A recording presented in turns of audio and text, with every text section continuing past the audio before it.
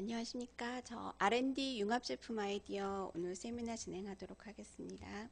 자, 이번 달에는 자, 지금 뭔가 그 손에다가 붙인 제품이 보이죠? 그래서 이거는 뭘까요? 이거는 타투처럼 생긴 건데요. 어디에나 붙일 수 있는 한마디로 말씀드리면 타투가 맞습니다. 근데 일회용이에요. 이게 계속 쓸 수 있는 게 아니라 한 번 붙였다가 하루 정도 사용을 하고 떼어서 버리는 일회용인데 요거는 그 타투라기보다는 이제 잉크예요, 잉크. 근데 특수한 잉크를 활용을 해서 만든 타투인데, 지금 현재 나와 있는 제품으로는 이제 UV 그 자외선을 측정할 수 있도록 만들어진 UV 문신 센서 잉크라고 보시면 되는데요.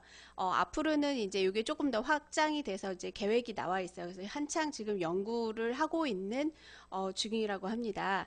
네, 그래서 지금 여기 보시는 UV 센서 같은 경우에는 원래는 색깔이 가운데 보이시는 것처럼 약간 하얀색이죠. 하얀색이었다가 이게 전체적으로 하얀색이었다가 원래 그 햇빛을 받으면 요즘에 이제 굉장히 여러 가지 뭐 화장품도 마찬가지고 뭐 가방에 다는 거나 아니면 아이들이 사용할 수 있는 제품들에 이렇게 센서가 달려 있어서 자외선을 측정하는 것들이 굉장히 많이 나오고 있어요. 그런데 요거는 이제 간단하게 그냥 누구나 아이들도 얼굴에도 붙일 수 있고요. 그 다음에 팔에도 붙일 수 있고 그리고 모양이 항상 이 모양이 아니에요.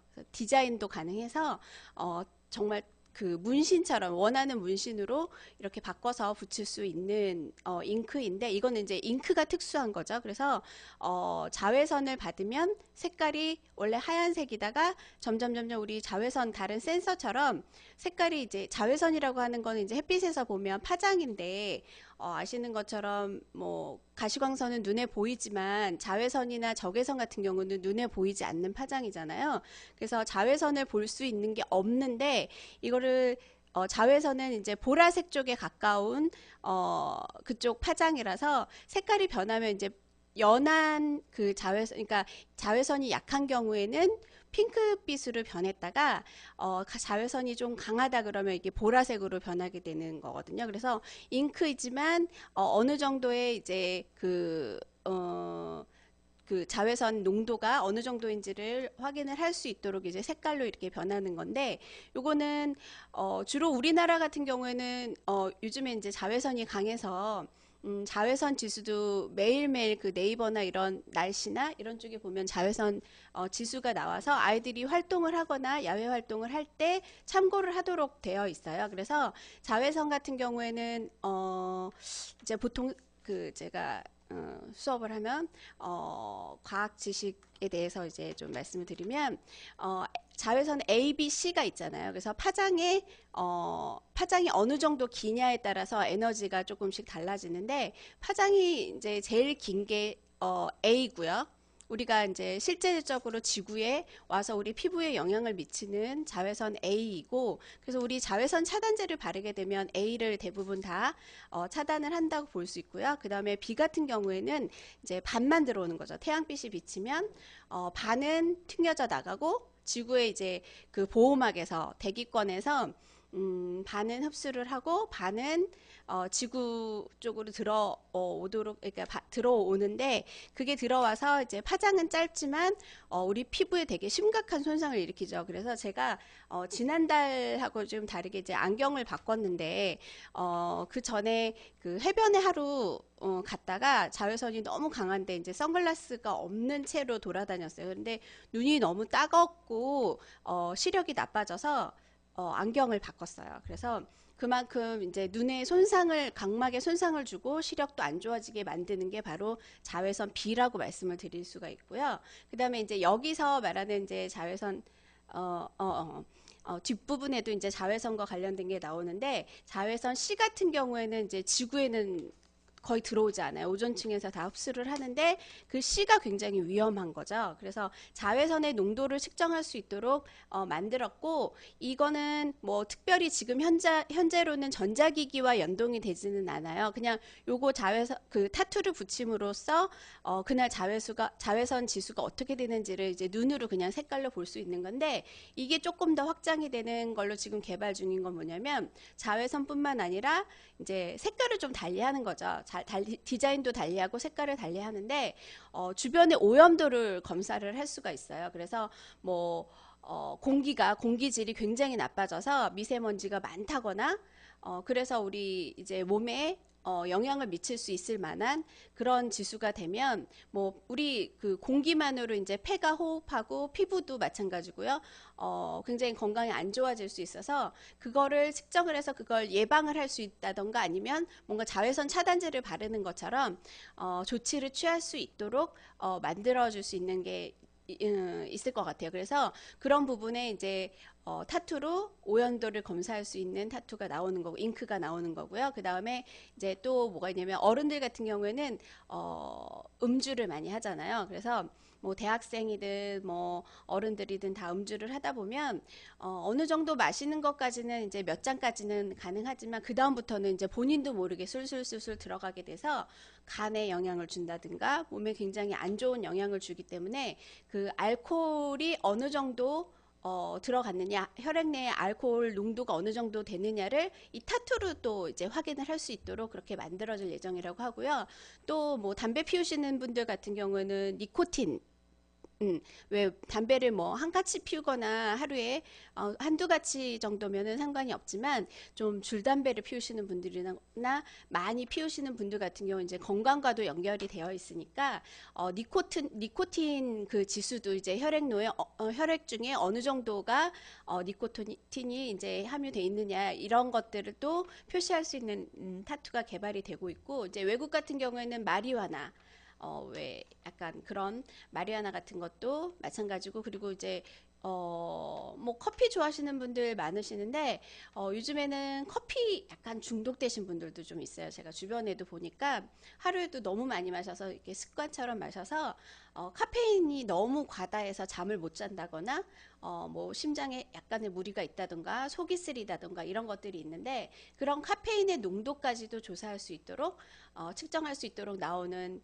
이제 타투가 지금 이제 개발이 되고 있는데 이거는 다 주로 이제 타투가 주가 아니라 이제 잉크가 특이한 잉크인 거죠. 그래서 잉크가 돼 있고 그다음에 이제 나중에 결국에는 DNA까지도 측정할 수 있는 뭔가 DNA에 어떤 영향을 줄 수 있는 것들이 측정이 될 만한 것까지도 지금 개발이 되고 있다라고 해요. 그래서 손에 붙여도 되고 뭐 이건 로직 잉크라고 하는 잉크예요. 그래서 판박이처럼 붙이는 타투인데 이거는 이렇게 붙이면 처음에는 자외선이 약하면 핑크빛으로 바뀌었다가 겉에는 좀 자주색이죠. 근데 이게 있어요. 그 안에 부분은 지금 순간적으로 어느 정도의 자외선이 측정이 되고 있느냐고 겉에 이제 그 자줏빛으로 나타나는 거는 총 그러니까 누적된 오늘 하루 만약에 하루 동안 하고 있었다 그러면 하루에 자외선이 어느 정도 누적이 되어 있느냐에 대한 표시예요. 그래서 두 가지로 이렇게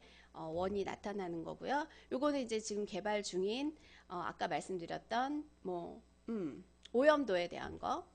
그리고 요거는 알코올 이게 조금씩 다르겠죠. 이게 별 모양인데 알코올 그러니까 이런 거는 주류 회사나 이런 데서 많이 활용을 하면 나중에 좋을 것 같아요. 그래서 알코올과 관련된 농도 측정을 할 수 있도록 그 피부에 이렇게 나타나는 거죠. 그리고 이것도 마찬가지고 자 그래서 이렇게 이거는 이제 어떤 고농도의 에너지가 측정이 된다라고 했을 때 이제 그걸 비추로 이제 표시를 한 건데 이렇게 좀 다양하게 응용을 하고 있는 것 같아요. 그래서 이 잉크가 특수한 잉크라는 거. 그래서 우리 뭐 잉크 만드는 회사들도 사실 있잖아요. 문구 만드는 회사들도 있고 이런 원료를 만들 때 조금만 다른 시각으로 보면은 그 잉크를 어떻게 활용을 할 수 있는지 조금 다르게 활용을 할 수 있다라는 부분이 있어서 요거는 한번 소개를 해봤고요. 네, 자 이렇게 팔에다가 색깔이 이제 여러 가지 잉크죠. 그래서 요거는 이제 한 팔에다가 이제 다양한 잉크색을 해서 온도 변화를 감지하는 것. 이게 실제로 온도가 차가워지면은 색깔이 변하더라고요. 따뜻해지면 또 변하고. 그래서 그걸 측정하는 거고, 이렇게 나중에 가서는 궁극적으로 스마트폰이나 이런 것들과 연동이 될 수, 지금 현재는 그렇진 않아요. 현재는 그냥 타투만 가지고 활용을 하고 있는 거고, 개발하는 단계, 그러니까 확장해서 개발하는 것들은 이렇게 스마트폰과 연동을 해서 표시를 해주는 거고, 이렇게 우리 그 판박이 많이 붙여보셨잖아요. 애들도 잘 붙이고요. 이것도 아이들도 잘 붙일 수 있을 만큼 그냥 문지르면 물 살짝 묻혀서 문지르면 이렇게 나오는 거고요. 이거는 실험을 했는데 이제 사진은 잘 안 보실지 모르겠지만 왼쪽에 뭔가 파란색 뾰족한 게 있잖아요. 거기서 물이 나오고 있어요. 그래서 이거는 수분의 농도가 어느 정도인지 피부의 수분 농도를 측정을 하는데 얘가 색깔이 정말 확 변하더라고요. 그래서 동영상을 볼 수 없는 게 좀 아쉽긴 하지만 그래서 그런 거를 이제 측정할 수 있도록 표시된 잉크. 요거는 이제 밑에 보시면 뭐 H2O 수분과 관련된 거, pH, 그다음에 이제 어떤 뭐 혈액의 농도라든가 뭐 밑에 있는 것도 UV도 있고요. 있는데 요거를 각각 아까 말씀드렸던 것처럼 타투를 디자인을 할 수 있어요. 그래서 디자인을 하는데 똑같은 원 모양만 나오는 게 아니라 원도 넣고 그 다음에 내가 원하는 뭐 점무늬로 넣을 수도 있고 물결무늬로도 넣을 수 있어서 실제 이렇게 약간 그림을 활용을 할 수 있어서 그런 측정들이 다 가능해요. 색깔도 바꿔서 그렇게 측정이 가능하도록 이렇게 디자인을 할 수 있어요. 디자인을 해서 하면 다른 사람들이랑 똑같지 않으니까 더 활용하기 쉽겠죠. 그래서 그렇게 확장을 해서 지금 개발을 하고 있다고 하고요. 그래서 이거는 특수한 잉크라 소개를 해봤고요. 자, 이번에도 특수한 잉크입니다. 잉크를 오늘은 이제 두 가지를 소개를 하려고 하는데 이번에는 뭐 보시면 가방에도 인쇄가 돼 있고요. 그다음에 오른쪽에 그림이에요. 그림 액자 그림에도 인쇄가 돼 있고 운동화에도 이 거미줄 모양의 이제 인쇄가 돼 있네요. 옆에 잉크가 있고요. 요것도 특수한 잉크인데 대기 오염 물질을 재활용해서 만든 잉크를 만드는 이제 장치를 소개를 할 거예요. 장치. 근데 그 잉크도 같이 그 장치를 통해서 나올 수 있는 거라서 소개를 해보는데 요거는 칼 잉크라고 해서 요거 실제로 만들어져서 지금 2016년 그때 홍콩에 지금 뭐 예술 벽화 같은 거 만드는데 이 잉크를 사용을 해서 그림을 그렸다고 해요. 그래서 이거는 잉크가 이제 특수한 잉크긴 하지만 이걸 만드는 장치가 있어서 소개를 하는데 이거는 이제 디젤차 우리 차를 타면 매연이 굉장히 많이 나오잖아요. 그래서 뭐 이번에 여름에도 그 화재가 많이 났던 BMW의 디젤 차들 이런 것들이 이제 배기가스를 다른 쪽으로 배출을 시키면서 뭐 거기서 이렇게 화재가 발생했다 처음에 이제 그런 얘기가 많이 있었는데 그 배기가스가 그만큼 디젤 차에는 많이 나오는 건데 그 디젤 차의 매연을 이용해서 잉크를 만드는 거예요. 그래서 요거를 아이고 이게 넘어가지 않게 되구나. 이거는 이제 사진이 뒤쪽에 있는데 원래 장치가 이렇게 캔처럼 생겼어요. 그래서 쇠로 된 캔처럼 생겨서 그거를 그 디젤차 같은 이제 특히나 매연이나 이제 그런 배기가스가 많이 나오는 자동차에다가 뒤에 그 머플러라고 하죠. 거기다가 장착을 해요. 그래서 그 매연이 왜 우리 고속도로 같은 데나 도로 같은 데 달리다 보면 트럭들이 매연이 굉장히 많이 나온 트럭들 있잖아요. 그 트럭들은 금방 요거를 잉크를 생산해낼 수 있을 만큼 많이 이제 나올 것 같은데 배기가스를 배출을 그 뒤쪽으로 머플러를 배출을 하면 그 통에서 모아요. 그 통에서 그냥 모으는 게 아니라 필터가 있어서 걸러주면서 센서도 있고 집진 장치로 이렇게 돼 있어요. 그래서 그 안에를 보면 그래서 거기다가 모아서 그걸로 잉크를 이제 만드는데 보통 자동차가 이제 배기가스가 나오면 95%까지 이거를 장착을 하면 모을 수 있다고 해요. 그래서 환경 오염 측면에서도 이제 굉장히 유용한 장치인 것 같은데 이 장치는 그 모아진 그 통에 모아진 매연을 이제 중금속이나 사람 몸에 해로운 걸 넣으면 안 되잖아요. 어디에 쓰든지. 그래서 중금속과 유해 물질을 제거를 하고 가공을 해요. 가공을 해서 거기다가 뭐 어, 기름 성분도 조금 넣고 해서 잉크를 만드는데 그거는 뭐 어디 특정한 곳에 쓸 수 있는 게 아니라 그냥 잉크와 같아서 필기류나 아니면 뭐 예술 작품 만드는 데도 많이 쓰고요. 요즘 그래피티 많이 하잖아요. 그래피티 하는데도 굉장히 많이 사용한대요, 이 잉크를. 그리고 페인트에도 활용을 하고 뭐 옷을 염색을 한다던가 이런 것들도 많이 사용을 하는데 이게 만들어진 거는 처음에 인도 사람이 만들기 시작을 했어요.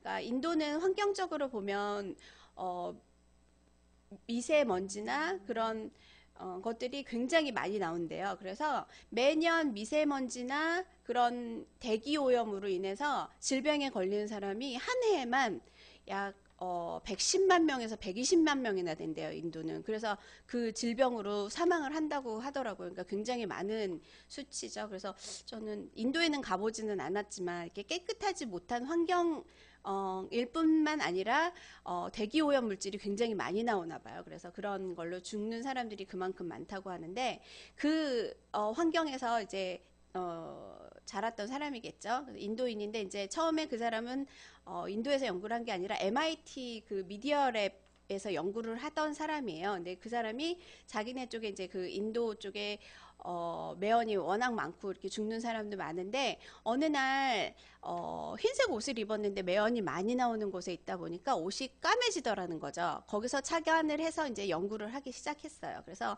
2013년부터 연구를 하기 시작해서 이제 제품화가 됐는데 그 매연에서 보면 우리도 알잖아요. 이렇게 연기가 나올 때 보면 굉장히 시커먼 그런 것들이 많이 나오는데 그걸 모았다가 그 중에서 이제 나쁜 중금속이나 이런 것들을 제거하고 거기에 잉크와 관련된 잉크를 만들 수 있는 여러 가지 것들을 좀 첨가를 해서 만들어졌는데 그러면서 조금 그 장치로 인해서 배기가스를 그냥 내뿜으면 오염이 되겠지만 환경 오염이 되겠지만 그걸 활용을 해서 배기가스도 줄이고 잉크도 만들어서 쓰니까 굉장히 의미 있는 것 같아요. 그래서 2016년에 이게 홍콩에서 이제 홍콩의 타이거 맥주라는 회사가 있는데 그 맥주 회사와 어떤 곳에서 같이 지구거리 예술 벽화제를 했대요. 그래서 거기다가 이제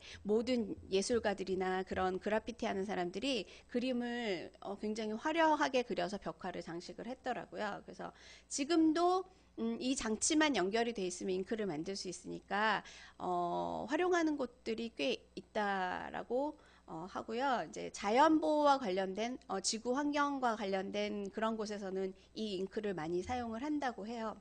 그래서 요거는 잉크도 특수하지만 이제 그 잉크를 만드는 의미 있는 잉크를 만드는 장치가 중요해서 제가 이 뒤에 그림을 사진을 넣었는데 이게 사진이 안 넘어가네요. 그래서 그 사진을 보면 이렇게 캔처럼 생겨 있어요. 그거를 뒤에 머플러에 장착을 해서 그걸로 배기가스도 줄이고 잉크도 만들어서 사용을 할 수 있는 이제 장치라서 뭐 활용을 한다고 하면 뭐 잉크 아까 말씀드렸던 것처럼 뭐 그런 재료를 만드는 회사이거나 페인트 회사 이런 데도 활용을 할 수 있을 것 같고 그 다음에 이제 이 기계를 만드는 거니까 요즘에 왜 가끔 그런 곳들이 있어요. 이렇게 상담 신청을 오는 곳들 보면 자동차와 관련된 회사들이 이제 그 R&D 상담을 많이 하는데 자동차 부품을 만드는 회사들이 이제 있어요. 근데 부품들은 항상 이제 정해져 있잖아요. 뭐 GM 자동차에 들어가는 부품 규격이나 이런 것들이 다 용도가 정해져 있어서 그거를 찍어내기만 하는 회사들도 굉장히 많고 그런 부품을 만드는 곳들이 많은데 그런 곳에서는 어떤 R&D를 하면 굉장히 유용할까 이런 아이템 연구를 할 때도 요거는 좀 의미 있는 장치 같아요. 그래서 이런 것들을 좀 만들 수 있는 아이디어로 사용을 하시면 좋을 것 같아서 소개를 해봤고요. 네. 자, 그 다음은 가구입니다. 보시는 것처럼 이제 침대죠, 침대. 네, 요거는 뭐 그냥 일반적이라면 일반적으로 생각할 수도 있지만 그래도 나름 이제 4차 산업과 관련 지어서 가구를 만들었기 때문에 이제 제가 소개를 하는데요. 이거는 재워주고 깨워주는 스마트 모션 베드예요. 그래서 요즘 보면 뭐 광고에서 보면 그 일루미나 이런 베드들이 이제 모션 베드잖아요. 모션 베드로 많이 나오는데 이것도 마찬가지로 모션 베드인데 요거는 조립이 돼 있는 제품이 아니고요. 집에 와서 이제 본인이 드라이버만 있으면 조립을 할 수 있는 DIY 가구예요. 그럼에도 불구하고 스마트 모션으로 이렇게 움직일 수가 있는데 이거 재워주고 깨워준다는 건 뭐냐면 스마트폰으로 연동이 돼서 스마트폰에 우리 알람 설정을 하잖아요. 그러면 알람을 설정할 때 이게 깨워주는 걸로만 주로 많이 사용을 하는데 요즘에 이 가구 회사에서 연구를 해보니 스마트폰으로 이제 저녁에 보다가 잠들기 전까지도 이제 그걸 보다가 잠드는 사람들이 굉장히 많은데 그러다 보니까 편하게 누워서 잠드는 게 아니라 폰을 보다가 그냥 이렇게 앉은 채로 잠을 드는 사람이 굉장히 많고요.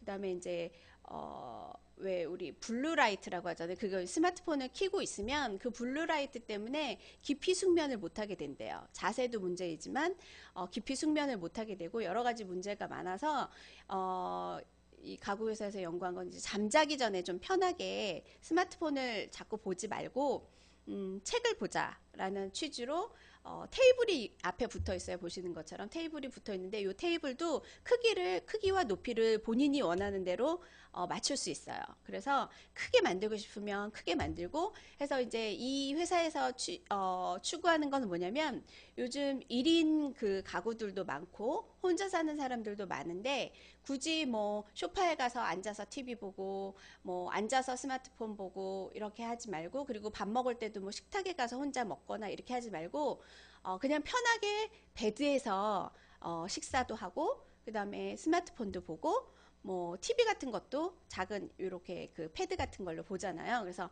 그렇게 하자. 그리고 책도 여기서 읽자라는 취지로 이렇게 테이블을 만들었는데 테이블을 더 크게 만들 수도 있고 높이도 조절할 수 있어요. 근데 이것도 테이블도 움직여요.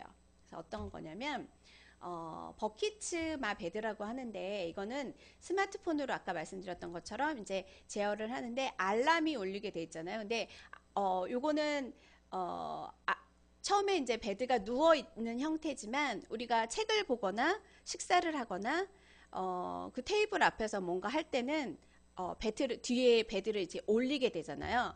그래서 이 모션 베드는 보통 병원에서 아픈 사람들을 위해서 이제 나왔는데 요거는 아프지 않은 건강한 사람들을 위해서 나온 거라서 이렇게 올리면 얘가 80도까지도 올라가요. 쑥 하고 올라가는데 뒷부분만 올라가고 발은 사실 안 올라가요. 발은 일부러 안 올리게 되어 있고 뒤에 이제 그 베개 있는 부분이 80도까지 이제 정말 딱 앉아 있는 자세까지도 각도가 올라갈 수 있는데 그 상태에서 그 테이블도 앞으로 와요.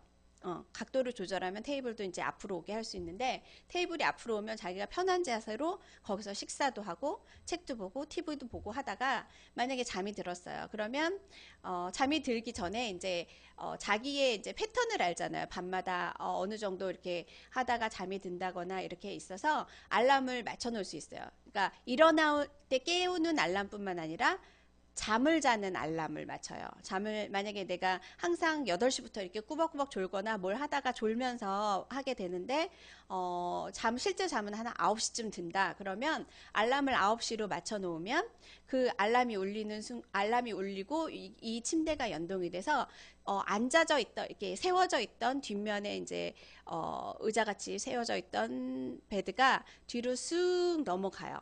그래서 편안하게 잠을 잘 수 있도록 세팅을 해줘요. 그리고 테이블도 앞쪽에, 그러니까 내가 앉은 상태에 가까이 있던 테이블이 있다면 이게 뒤로 넘어가면서 베드가 뒤로 이제 일자로 넘어가면서 테이블도 앞으로 쑥 가게 돼 있어요. 그래서 편안한 자세로 잠을 자라 이런 취지이고요. 그리고 일어날 때도 마찬가지로 알람이 이제 또 세팅이 돼 있다라고 하면 그 알람 시간에 다시 자고 있을 때 이제 쑥 침대가 올라올 수도 있어요. 근데 만약에 이제 그런 사람도 있죠. 자는 체형에 따라서 엎드려서 자는 사람도 있어요. 그게 편해서 보통은 누워서 잘 때는 문제가 없지만 엎드려서 자는 사람들 같은 경우 갑자기 이제 알람이 울렸다고 해서 깨운다고 해서 베드가 갑자기 쑥 올라오게 되면 이제 허리도 다칠 수 있고 다칠 수 있잖아요. 그래서 그거를 본인이 스마트폰에서 다시 그 세팅을 할 수가 있어요. 그래서 설정을 해놓으면 뭐 원하는 각도만큼 올라가게 할 수도 있고 안 올라가게 할 수도 있고 뭐 테이블도 마찬가지고요. 그래서 세팅을 할 수 있어요. 그래서 이거는 이제 전자동으로 움직일 수 있는 모션도 움직이고 그 다음에 테이블도 움직이는 베드라고 보시면 되는데 요거는 진짜 하는 거 조립하는 거 보니까 굉장히 간단하게 이제 충전식 전동 드릴만 있으면 그걸로 정말 조립이 가능하대요.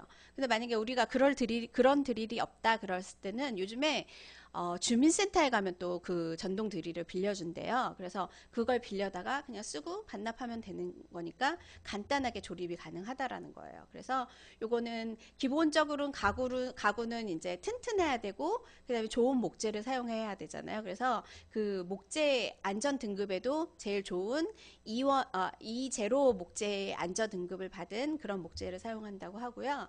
그 여기서 이제 조금 더 확장을 하면 지금은 기본적으로 개발된 게 아까 말씀드렸던 것처럼 모션 그러니까 각도만 이렇게 자유자재로 왔다 갔다 하고 그다음 테이블이 자동으로 움직이는 형태로 되어 있다면 이제 지금 다시 추가로 개발을 하고 있는 걸 보면 수면 자세를 이제 자고 있을 때 수면 조금 더 깊이 들어가서 수면 자세를 측정할 수 있는 그런 센서를 넣어서 이제 침대에 넣어서 그걸 측정을 해주거나 아니면은 잠이 깊이 못 드는 사람들을 위해서 조금 수면에 좋은 진동을 줘서 잠이 깊이 들 수 있도록 진동 수면을 유도를 한다던가 이런 기능을 넣을 예정이라고 하고 그 다음에 이제 어떻게 이 사람이 수면을 하고 있는지 그 수면 패턴을 인지해 줄 수 있는 시스템을 또 부착을 해서 왜 그런 사람들도 있잖아요. 수면 무호흡증 본인은 모르지만 그래서 거의 그 렘 수면 상태에 들지 못하는 사람들도 꽤 많다고 하잖아요. 그래서 그런 패턴을 인식해서 분석을 해서 어떻게 하면 이제 깊이 잠이 들 수 있을지 그것까지도 이제 들어갈 수 있도록 그런 시스템을 만들고 이게 이제 항상 스마트폰으로만 하면 좀 불편한 점도 있으니 음성 인식까지 가능하도록 하는 모듈을 이제 앞으로 이거는 다 기본적으로 동일하게 만드는 게 아니라 본인이 원하는 모듈을 넣을 수 있도록 그렇게 개발을 하고 있다라고 합니다. 그래서 근데 이제 제가 생각해 보니까 이게 매트리스는 별도 구매예요. 근데 굉장히 이게 저렴하게 나왔어요. 이 매트리스 말고 음, 베드에 이렇게 그 기본 틀이나 이런 것들은 되게 이게 저렴해서 저 같은 경우는 이제 나중에 이것도 괜찮을 것 같다라는 생각이 드는 게 이게 기본이 요 뭐 뒤에 뒷부분에 뭐 이렇게 베드에 있는 그 저 나무 지지 나무를 뺄 수도 있어요. 그런데 그런 걸 빼고 기본으로만 하면 35만 원 정도래요. 굉장히 싸죠. 그리고 이제 다 장착을 하면 한 50만 원대 이렇게 된다고 해요. 그래서 생각보다 굉장히 저렴한 가구인데 이게 이제 모듈을 붙이면 조금 비싸지긴 하겠죠. 근데 지금 매트리스는 별도인데 이 매트리스가 우리가 사용하는 스프링이 안에 다 들어있는 그런 매트리스는 사용을 할 수 없을 것 같아요. 왜냐하면 이게 각도가 올라올 때 그 매트리스 안에 스프링이나 이런 것들이 다 돼 있으면 올라올 수가 없잖아요. 그래서 요거는 그래서 제가 확인을 해보니까 뭐 메모리 폼이나 요즘 그런 것들도 많이 그냥 깔고 주무시는 경우도 있으시더라고요. 그래서 메모리 폼이나 라텍스 그런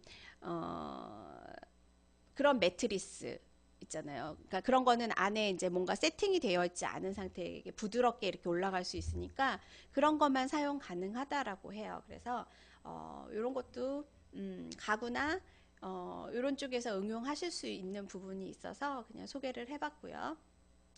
네, 이렇게 핸드폰으로 스마트폰으로 이거는 알람을 설정하는 거고요, 별도로. 그리고 이렇게 올리면 이렇게 올라가요. 알람이 울리면 올라가는데 요거는 각도도 마음대로 조절할 수 있고요. 음, 그래서 뭐 독서를 할 수도 있고 그 테이블이 굉장히 널찍해서 거기서 그냥 엎드려 잘 수도 있어요, 사실. 그리고 책상처럼 쓸 수 있으니까 식사를 할 수도 있고 TV 같은 거 조그만 태블릿 같은 거 갖다 놓고 볼 수도 있는 그런 거예요. 그래서 요거는 각도 조절할 수 있도록 이렇게 예. 그래서 제어를 할 수 있다라는 거. 네, 그래서 가구 회사에서 충분히 응용을 할 만한 거겠죠. 자, 그래서 이거는 조립을 하고 있는 거예요. DIY로 본인이 그 드릴 가지고 조립을 하고 있는데 그렇게 어려워 보이지 않더라고요. 물론 해보면 조금 다르긴 하겠지만 이렇게 기본 틀이 있고 이 위에 매트리스를 올려놓으면 되더라고요. 네. 자, 이렇게 안전한 재료를 사용한다까지 가구의 기본 기능까지 충실하게 했고요. 그 다음에 이번에는 소개해드릴 거는 뭐 사발면 같은 게 있고 뭐 물을 따르고 있죠. 제가 보기에 다들 보시기에 이제 보온병 같아 보이잖아요.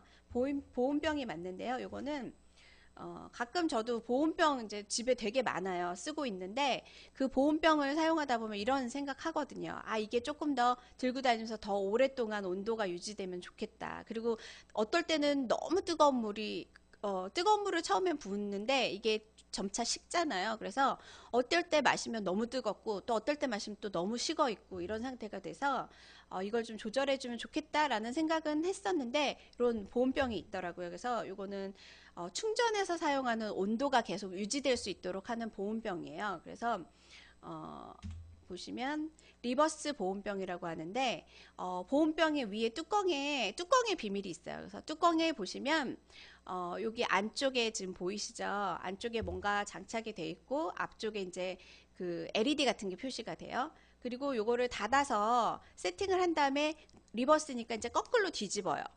뚜껑 쪽에 뭔가 설치가 돼 있으니까 뒤집어 놓으면 이게 온도가 맞춰진 대로 만약에 식었으면 그게 끓게 그 온도에 맞춰서 끓게 그렇게 사용하는 보온병인데요.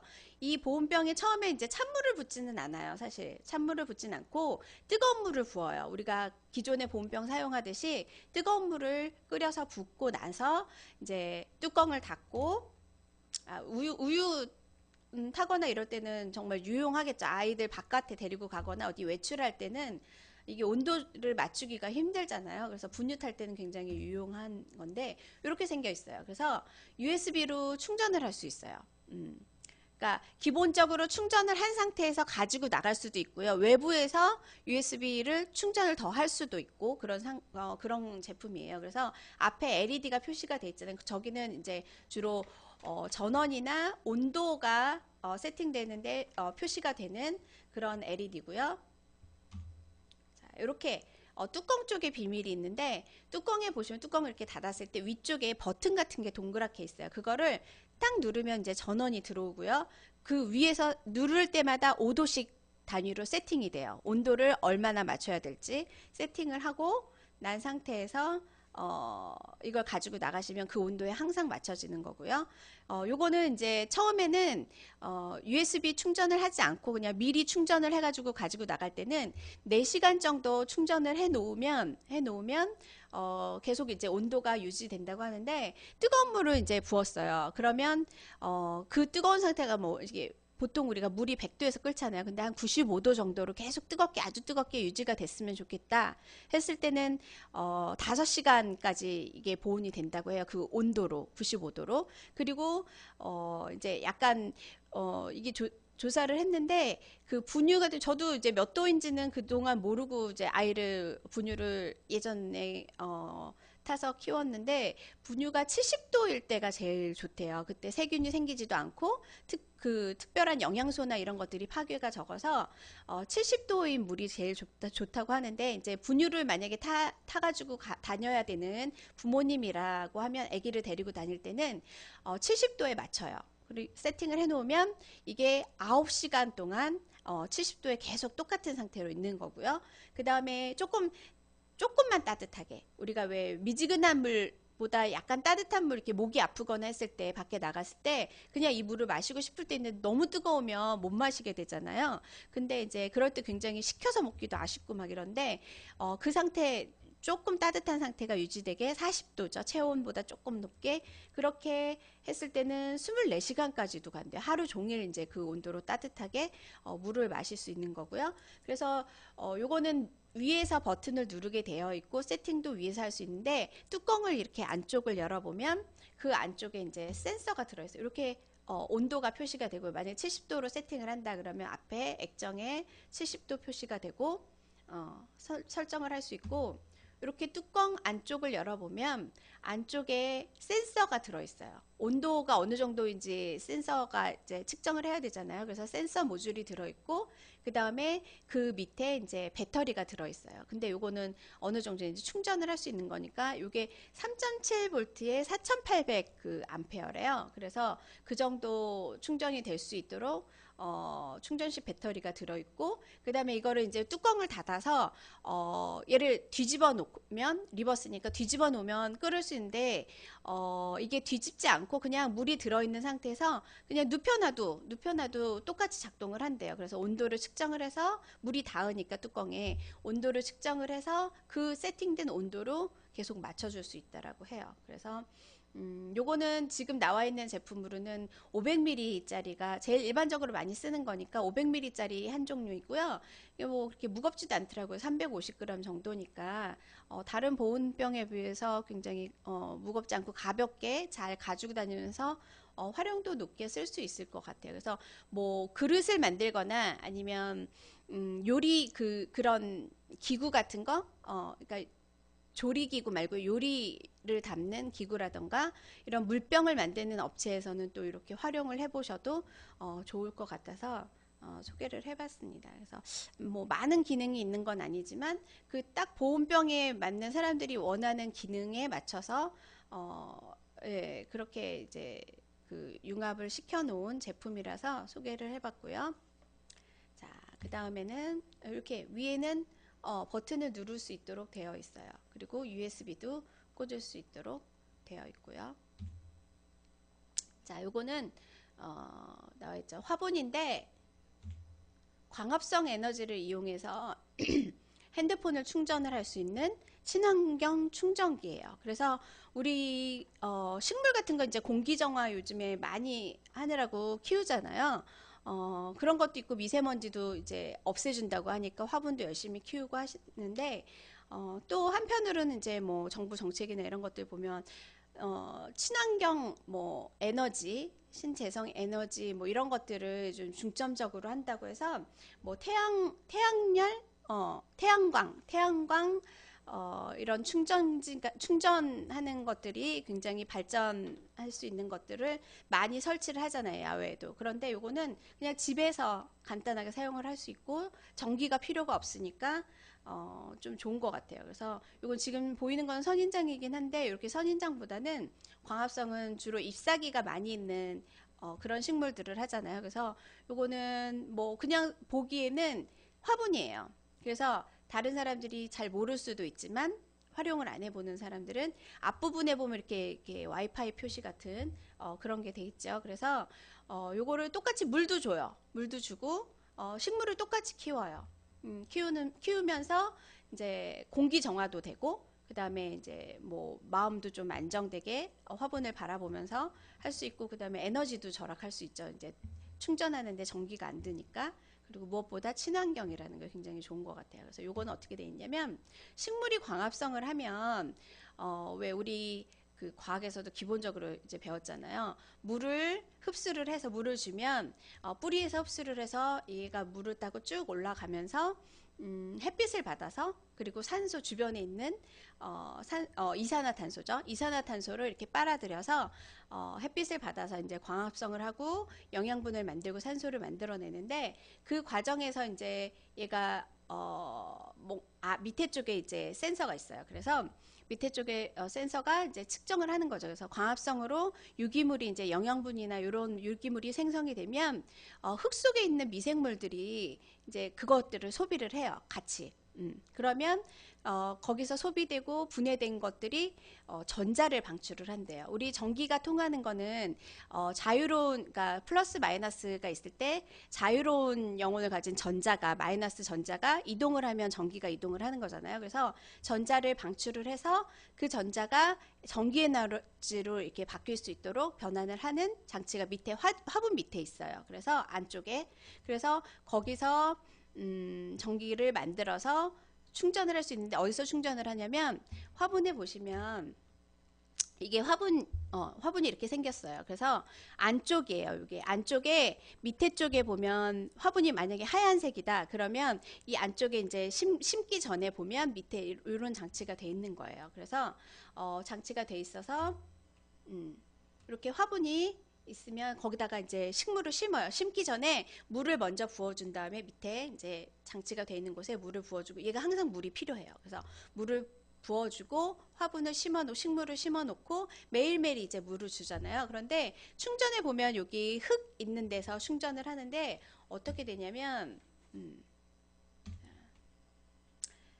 이게 좀 확대해서 좀 찌그러졌는데, 화분 안에 우리 위에다가 보면 이제 자갈이나 뭐 조금 예쁜 돌 같은 거 놓잖아요. 얘가 그것도 세팅이 돼 있어요. 이 USB가 똑같은 돌 모양이에요. 돌 모양으로 돼 있어서 위에 이제 얹어져 있으면 그 돌을 들어서 거기다 꽂으면 되는 거예요. 그래서 실제로 보기에는 뭐 전자제품에 이런 것처럼 전혀 안 보여요. 그냥 돌멩이처럼 보여요. 그래서 거기다가 USB 충전을 해서 위쪽을 밑에서 이제 그 축적이 된 그 변환이 된 전기 에너지가 위로 와서 위에 USB를 통해서 핸드폰을 꽂았을 때 충전이 되고, 핸드폰뿐만 아니라 이제 다른 것들도 충전을 할 수 있겠죠. 그래서 보통 핸드폰을 기준으로 하면 하루 2번이나 3번까지 충전이 가능한 전기가 만들어진다고 해요. 식물 하나를 키우면. 그리고 이게 이제 보통 뭐 5V, 저는 이제 어느 정도 다니는지 잘 모르겠지만 5V에 뭐 1A 정도 된다라고 하는데, 식물의 종류에 그래서 상관이 있을까 싶어서 봤더니 식물의 종류는 상관이 없대요. 어떤 식물이든 상관이 없고, 이 식물을 이제 잘 키워야겠죠. 얘가 광합성을 할 수 있도록 잘 키워야 되는데, 만약에 죽어가는 식물이 있다. 그래서 너무 말라서 얘가 이제 더 이상 광합성도 잘 안 하고 죽은 채 그냥 방치를 하면 전기는 안 만들어지겠죠. 그래서 그 마른 죽은 식물은 뽑아내고 새로운 다른 식물을 심어야 되는 거예요. 그래서 심어 놓으면 다시 식물이 광합성을 하는 매일매일 전기가 만들어지니까 굉장히 좋은 거겠죠. 그래서 그러니까 모양은 화분 모양이에요. 화분에다가 돌멩이 위에 있는데, 이 제품을 그러니까 화분 발전기라고 볼 수 있어요. 그래서 이 제품을 만든 회사에서는 보니까 그 회사 홈페이지에 들어갔는데, 화분뿐만 아니라 이런 요것과 관련된 연구를 굉장히 많이 하더라고요. 그래서 친환경 그 태양으로 이제 식물들이 광합성을 하는데 사용되는 에너지, 그걸로 만들어진 에너지를 가지고 활용을 많이 하는데, 이렇게 개인적으로는 화분을 이용하지만 길거리에서는, 우리 길에서도 보면 이제 뭐 이렇게 신호등 같은 데 보면 작은 태양광 이런 집전평 같은 거 설치해 놓잖아요. 그래서 뭐 가로등도 켜지게 하고 이렇게 아주 조그맣게 만들어서 놓은 걸 많이 길거리에 볼 수 있는데, 요거는 식물을 그냥 이렇게 납작한 식물 같이 이렇게 화분처럼 납작하게 어디에나 설치를 할 수 있어요. 우리 거리에도 보면 가로수도 있고 꽃들도 심어 놓잖아요. 그래서 그런 걸로 해 놓으면 거기서 거리에서 필요한 전기들도 사용할 수 있고, 뭐 신호등이라든지 그런 시설들도 사용할 수 있도록 제품화하고 있더라고요. 그래서 그것뿐만 아니라 지금 이 제품은 USB 포트에 이렇게 꽂게 돼 있어요. 그런데 거기서 개발하고 있는 다른 제품은 식물 그냥 근처에만 가까이 기기를 가져가잖아요. 휴대폰을 만약에 충전한다 그러면 가져가면 그게 이제 블루투스처럼 연결이 돼서 자동으로 충전이 될 수 있도록 그렇게 하는 것들을 개발을 하고 있더라고요. 그래서 그 회사에서는 아마도 이 프로젝트만 가지고 하고 있는 것 같아요. 홈페이지에서. 그래서 굉장히 이것도 요즘에 이제 뭐 태양광이나 뭐 친환경 에너지 같은 것들 많이 이제 이슈가 되고 있는데, 그런 것을 활용을 해서 할 수 있는 좋은 제품이라고 생각을 해서 이제 활용을 하실 수도 있을 것 같아요. 그래서 뭐 물론 이제 전기가 들어가는 부분이 있지만 이게 화분 만드는 회사 뭐 이런 데서도 얼마든지 가능하고요. 그 다음에 이제 관심만 있고 약간 이제 뭔가 만들어야겠다라는 생각이 있으면 왜 꽃집에서도 문의가 가끔 들어오는 걸로 알고 있어요. 꽃 같은 거 왜 이렇게 그냥 꽃을 작은 규모의 가게에서 만드는 그런 것 말고 이게 어느 정도 규모가 있어서 화원, 왜 큰 규모의 화원 같은 데서는 제조업으로 할 수도 있잖아요. 그래서 그런 곳에서는 관심만 가지면 이런 것들 좀 다양하게 이것뿐만 아니라 다른 것들도 만드실 수 있을 것 같아서 그런 쪽으로 아이디어를 좀 같이 활용을 해보시면 좋을 것 같고 주변에서 뭐 멘티 기업이나 아니면 상담을 할까 말까 하는 기업들이 있으면 이런 아이디어 하나씩 툭툭 던져주시고 그리고 나서 믿음을 주고 상담을 하셔도 좋을 것 같아요. 그래서 R&D와 관련돼서 이렇게 이제 지금 뽑아서 화분에다 심는 거, 그러니까 화분이 특수한 기능을 하는 화분인 거죠. 그래서 이렇게 만드시는 거고, 그 다음에 이제 한 가지 더 소개를 해드릴게요. 이거는 저는 저한테 굉장히 꽤 유용한 제품이라 굉장히 단순해요. 진짜 단순한 아이디어인데 나도 왜 이런 생각을 해서 만들 수도 있겠구나라는 생각이 드는 게 지금 보시면 어떤 아줌마가 이제 변기를 닦고 있어요. 여기 변기에 화장실 변기인데 화장실 변기에서 뭘 하고 있냐면 우리 화장실 정기적으로 쓰다 보면 굉장히 지저분해지잖아요. 특히 여자분들이나 이제 주부들 같은 경우는 이거 너무 닦기 싫어하고 막 주변에 지저분해지는 거 싫어하는데 이 아줌마도 보니까 뭔가 갖가지 재료들로 다 닦더라고요. 근데 요거는 뭐냐면 화장실을 청소하는 게 아니라 이제 브러쉬예요. 우리 화장실마다 하나씩 다 있잖아요. 브러쉬, 변기 닦는 브러쉬인데 스스로 살균을 해요. 그러니까 뭐 이 변기를 깨끗하게 이제 자동으로 뭐 세척을 해준다는 그런 게 아니라 브러쉬가 항상 보면 한번 닦고 나면 되게 찝찝하고 이거 버려야 될까 싶은데 이거 그냥 버리긴 아깝고 그렇잖아요. 그래서 브러쉬를 이제 브러쉬 보관함에 보관하는데 항상 근처는 좀 되게 세균이 많고 지저분할 것 같은 느낌이 들어서 되게 찝찝한데 그래서 개발이 된 제품인 것 같아요. 그래서 브러쉬를 스스로 살균을 해요. 근데 굉장히 간단한 아이디어예요, 정말. 과학적인 아주 기본적인 과학 상식만 있으면 이거는 자외선으로 살균을 해요.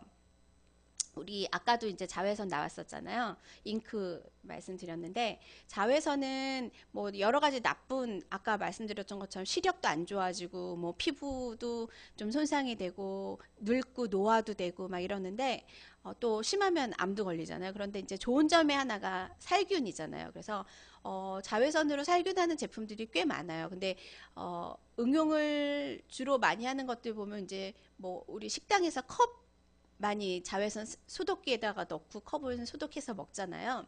그거나 아니면 가정에서 쓰는 것 중에 제일 많이 사용하는 거는 칫솔 살균기. 그런 건데 요렇게 브러쉬를 살균한다는 생각은 좀 저도 안 해본 것 같아요. 워낙 제일 지저분한 제품인데도 근데 이거는 자외선으로 살균을 하는데 간단해요. 자외선 중에서 아까 말씀드렸던 제일 파장이 짧지만 에너지가 제일 강한 거는 자외선 C거든요. 그래서 그 C, 지구에 잘 들어오지 않는 C인데도 불구하고 이거는 이제 LED를 만든 거죠. LED를 만들어서 많이 활용을 해요. 연구도 하고. 그래서 그 LED로 살균을 하는 거예요. 근데 이제 그 파장이 보통 180에서 280 나노미터 정도의 파장이 돼야지 살균이 가능하대요. 근데 이 제품의 LED는 이제 265 나노미터 정도 된다고 하니까 살균에 충분히 좋은 LED인 거고요. 그래서 이렇게 생겼어요. 브러쉬는 그대로고요. 모양은 그대로고 밑에 이제 통 같은 거 보관함이 좀 다른 거예요. 보관함 어디에는 이제 이렇게 살짝 모양이 비슷한 보관함이 있잖아요. 단순하게 쇠나 플라스틱으로 되어 있는데 이 보관함은 여기서 그냥 LED 자외선 LED 불빛이 켜져서 살균이 되는데 요 안쪽을 보면 이게 얘가 파랗잖아요. 파란 이유는 원래 자외선은 눈에 안 보이는 건데 눈에 보이게 하기 위해서 이게 계속 그냥 나오면 사람한테도 영향을 줄 수 있으니까 자외선이 지금 나오고 있다라는 걸 표시하기 위해서 블루색의 블루 색깔을 넣은 거예요. 그래서 이렇게 한쪽 옆에 여기다 꽂으면 계속 얘가 5분 단위로 계속 살균을 하는 불빛이 켜져 있는 거고요. 이렇게 닦고 나서 이렇게 안에다가 넣어요. 밑에 이렇게 열려 있으면 거기다 안에다가 넣으면 쏙 하고 뚜껑이 닫혀요. 자동으로 닫히게 돼 있어요. 그래서 이렇게 동그랗게 종 모양처럼 이렇게 깔끔하게 보관을 할 수 있는데 이게 이렇게 생겨 있어요. 그래서 위에다가 브러쉬를 꽂으면 뚜껑이 탁 자동으로 닫히게 되어 있는데 그냥 브러쉬만 이렇게 소독하는 거라고 하고 그냥 똑같은 브러쉬 보관함이다 그러면은 그냥 별로 의미가 없겠죠. 그런데 이게 이제 또 다른 기능이 있어요. 넘어지지 않게 하는 기능이 있어요. 그러니까 다른 브러쉬 보관함은 브러쉬를 딱 잘못 넣으면 브러쉬가 옆으로 쓰러지면서 이것도 같이 쓰러져요. 근데 여기는 뭐 어떻게 꽂든 절대로 쓰러지지 않고 뚜껑이 딱 완전하게 닫혀서 서 있도록 만들어져 있고 밑에 보면 이제 구조 자체가 밑에 무게를 측정해서 얘가 중심을 잡아주도록 하는 게 들어 있어요. 그리고 바닥에 이렇게 보시면 우리 미끄럼 방지 고무 같은 거 있잖아요. 바닥에 붙어 있어서 얘가 이제 실험을 한 걸 보니까 뭐 어디 위에 올려놨거나 아니면 이제 좀 경사져 있거나 우리 타일도 보면 일반적인 화장실은 그렇지 않지만 어떤 곳은 이제 좀 구조에 따라서 집 구조에 따라서 살짝 이렇게 울룩불룩하거나 이런 곳이 있어요. 경사가 져 있거나 그런 곳에서는 얘가 미끄러지면 넘어질 수 있잖아요. 또 그래서 미끄럼 방지가 돼 있어서 절대 어디서나 미끄러워도 물이 막 있거나 해도 넘어지지 않도록 그렇게 설계가 되어 있고요.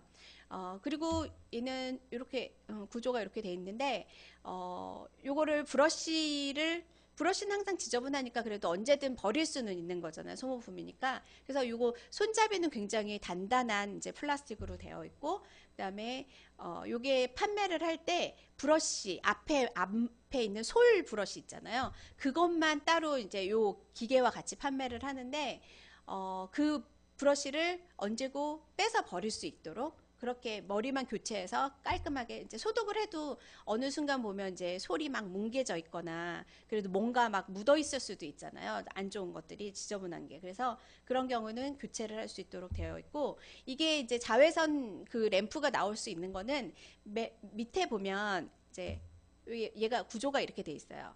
위에 요 조그맣게 이제 구멍 있는 데에서 자외선이 불빛이 나오는 거고 안쪽은 반사 알루미늄으로 코팅이 돼 있어요. 그래서 살균 효과가 이제 어느 한쪽에만 치우치면 안 되니까 불빛이 다 반사가 될 수 있도록 이렇게 동그랗게 돼 있으니까 다 반사될 수 있도록 이렇게 반사 알루미늄 코팅이 돼 있고요. 그 다음에 밑에 쪽에 보면 밑에 쪽에 AA 건전지가 3개가 들어가게 돼 있어요. 그래서 LED는 워낙 이제 전력 소모가 적은 거는 아시죠? 그래서 항상 켜져 있어도 요거를 이제 몇 달 동안은 사용하실 수 있는 상태가 되니까 밑에 건전지를 교체해서 사용할 수 있도록 이렇게 되어 있는 제품입니다. 그래서 뭐 플라스틱으로 우리 보면 많잖아요. 플라스틱으로 뭐 솔만 만드는 회사도 있고 플라스틱으로 이렇게 브러쉬만 만드는 회사도 있을 수 있는데 이런 제품들은 또 이렇게 그 LED하고 이제 과학적인 거니까 LED만 장착을 해서 이렇게 모양만 조금 좀